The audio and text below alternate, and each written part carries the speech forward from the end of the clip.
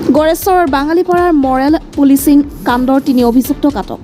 গড়েশ্বৰ আৰক্ষীয়ে অভিযান চলাই আটক কৰে 3 অভিযুক্তক। গড়েশ্বৰ আৰক্ষীয়ে নিশা আটক কৰি থানালৈ আনে 3 অভিযুক্তক। ধৰ্মেন্দ্ৰ বৈশ্য নামৰ লোকজনক প্ৰহাৰ কৰা ভিডিঅ' ভাইৰেল হৈছে সামাজিক মাধ্যমত।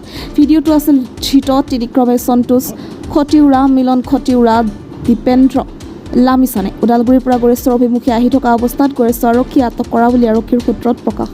উল্লেখ্য আছে তামোলপুৰ জিলা গড়েশ্বৰ থানা অন্তৰ্গত সোৱাগপুৰ আৰক্ষী চকী এলেকাধীন বাঙালীপাৰাত যোৱা 5 জুলাই নিশা সংঘটিত হৈছিল এক অমানৱীয় ঘটনা। গড়েশ্বৰ বাঙালীপাৰাৰ গাৰোবস্তি নিবাসী ধৰ্মেন্দ্ৰ বৈশ্য নামৰ লোকজনৰ ওপৰত শহুৰৰ ঘৰলৈ যোৱাৰ সময়তে চলিছিল অমানসিক অত্যাচাৰ।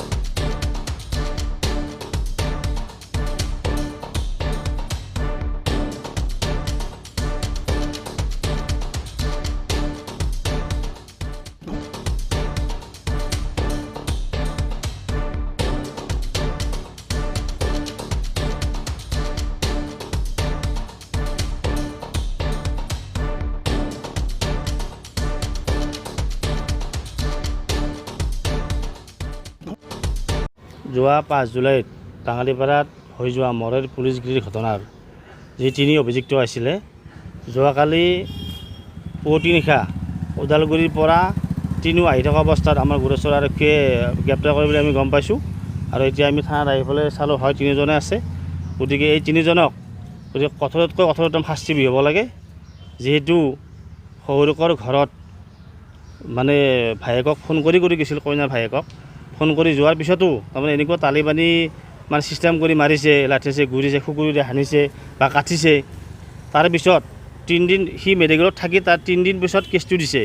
সেই কেছটো দিয়াৰ পিছত নিউজ যেতিয়া বাজিলে, তাৰ পিছত আৰু 2 দিন পিছত সিহঁতে আকৌ ক্ৰছ কেছ দিছে যে মানে ধৰ্ষণ কৰিব গৈছিল। গতিকে এই কাণ্ডক আমি গৰিহণা দিছোঁ। গতিকে দোষীক উচিত শাস্তি দিব লাগে। যে নিৰীহ যুৱক এজনক ধৰ্ষণৰ নিচিনা কেছ এটা জাপি দিছে। গতিকে সিহঁতেই দোষী। সিহঁতে যে ভিডিঅ' ভাইৰেল কৰাৰ পিছত সিহঁতে যেতিয়া নিউজ বাজাৰ পিছত সিহঁতে শংকিত হৈছে যে আমি ক্ৰছ কেছ এটা দিওঁ, ধৰ্ষণৰ নিচিনা কেছ এটা দিওঁ। গতিকে এই কাণ্ডক আমি নিন্দা দিছোঁ, গৰিহণা দিছোঁ। গতিকে এই 3জন দোষীক মানে প্ৰশাসনে শাস্তি দিব হওক। আৰু আমি গড়েশ্বৰ আৰক্ষীক মানে আমি ধন্যবাদ জনাইছোঁ। হয়, এই ক্ষেত্ৰত এনেকুৱা ঘটনা আৰু দ্বিতীয়বাৰ নহওক। গতিকে আমি গড়েশ্বৰ প্ৰশাসন বা তামোলপুৰ প্ৰশাসনক আমি আহ্বান জনাইছোঁ যে এই 3জন দোষীয়ে মানে কঠোৰতম শাস্তি পাব লাগে। যোৱা 5 জুলাইত বাঙালীপাৰাত হৈ যোৱা মৰেল পুলিচগিৰিৰ ঘটনাৰ যি 3 অভিযুক্ত আছিলে, যোৱাকালি পুৱতি নিশা ওদালগুৰিৰ পৰা তিনিও আহি থকা অৱস্থাত আমাৰ গড়েশ্বৰ আৰক্ষীয়ে গ্ৰেপ্তাৰ কৰে বুলি আমি গম পাইছোঁ। আৰু এতিয়া আমি থানাত আহি পেলাই চালোঁ হয় 3জনে আছে।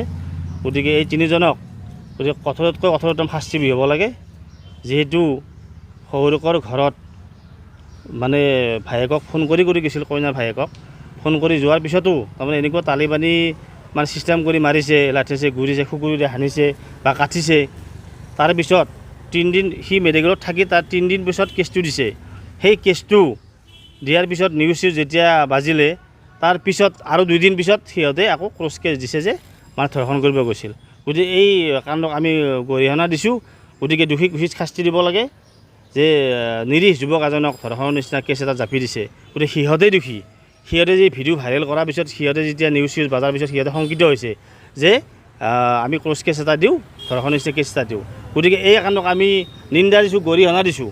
গতিকে এই 3জন দোষীক মানে প্ৰশাসনে শাস্তি দিব হওক। আৰু আমি গড়েশ্বৰ আৰক্ষীক মানে আমি ধন্যবাদ জনাইছোঁ। হয়, এই ক্ষেত্ৰত এনেকুৱা ঘটনা আৰু দ্বিতীয়বাৰ নহওক।